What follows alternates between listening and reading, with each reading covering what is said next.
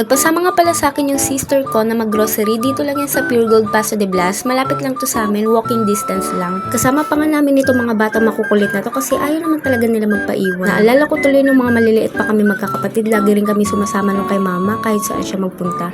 Ngayon kami naman ang may mga kasakasamang mga anak. Abay, nakakainis din pala paminsan-minsan. Tapos maglulupasay pa nga yung mga yan pag hindi nabibili ang mga gusto. Iba na talaga yung mga bata ngayon, ano? Ang hirap pala kapag kaugali mo yung mga anak mo, no? Parang kaaway mo na yung sarili mo. Samantalang kami noon kapag pinilit namin ang gusto namin, ayari ka talaga sa bahay pag uwi. Pero maiba tayo mga te, diba? Ang hirap na nga mag-budget sa panahon ngayon dahil sobrang mamahal na ng mga bilihin. Yung tipong nadadagdagan nga yung minimum wage pero nagtataasan din ang mga presyo. O kaya yun. Diba? Kaya hindi talaga pwedeng iisa lang ang naghahanap buhay sa ating pamilya. Pero minsan, mas pinipili na lang natin na mag-alaga na lang muna ng mga anak natin. Hindi dahil sa wala tayong tiwala, kundi tayong mga magulang lang talaga ang magtsatsaga na mag-alaga or magbantay sa ating mga anak, diba? Kaya saludo rin ako sa mga nanay or tatay na mas pinipiling lumayo para sa magandang kinabukasan ng mga anak nila. Hindi pa naman huli ang lahat dahil pag nagsipaglakihan na itong mga anak natin, ay pwede na tayo makapagtrabaho. Basta ang mahalaga ay nakakaraos tayo sa pang-araw-araw nating pamumuhay. Super proud nga ako sa kapatid ko na to dahil successful na siya. Dahil nabibili na niya or nagagawa na niya yung mga bagay na dati akala namin ay imposible. Pero syempre deserve naman niya yan dahil pinaghirapan din niya yan at nagsumikap talaga siya. Kahit minsan na siyang nadapa ay bumangon pa rin siya para maipagpatuloy yung mga nasimulan niya. Oh, ayan sis ha, pinuri na kita. Baka naman, manlibre ka. What? Uy, pero wag ka. Kapag nagkakaroon nga ako or kami ng problema, lalo na financially, ay talaga namang naaasahan namin siya. Talaga namang natatakbuhan namin siya sa oras ng kagipitan.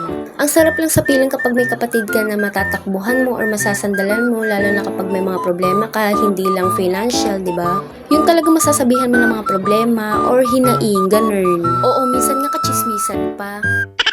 Pero walang halong biro mga te, sobrang naa-appreciate ko talaga siya. Lalo na nung nakikita ko na nakakatulong na siya sa mga magulang namin, na dapat na ako yung mas unang gumawa nun. Although nakatulong naman ako, pero para sa akin ay hindi pa rin enough yun. Kaya talaga paminsan-minsan ay nakakaramdam talaga ako ng guilt. Huy, ang drama. Kaya sana Lord, ipanalo mo ako para makabawi-bawi rin naman ako sa pamilya ko. At pag nangyari talaga yun, babalikan ko talaga yung mga taong naging mabuti sa aming pamilya. Yung mga taong sinamahan kami, meron man kami o wala. Teka nga, ba't parang super drama ko naman sa part na to, diba? Pero maiba tayo ulit. Malalaman mo talaga ang tunay na kaibigan sa oras ng kagipitan.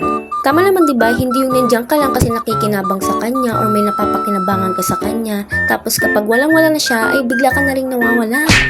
Abay, mali naman ata yun, te. At saka isa pa ha, pet peeve ko rin yung tipong pag nakatalikod ka, ang dami-daming sinasabi about sa'yo. Pero kapag nakaharap, ay kalam ko sino mabait. And FYI lang po ha, wala po akong pinapatamaan dito. Ika nga nila, bato-bato sa langit, ang matamaan ay wag magalit. Ayoko na nga, so magbe-base na lang ako dito sa video. Sabay ganun no?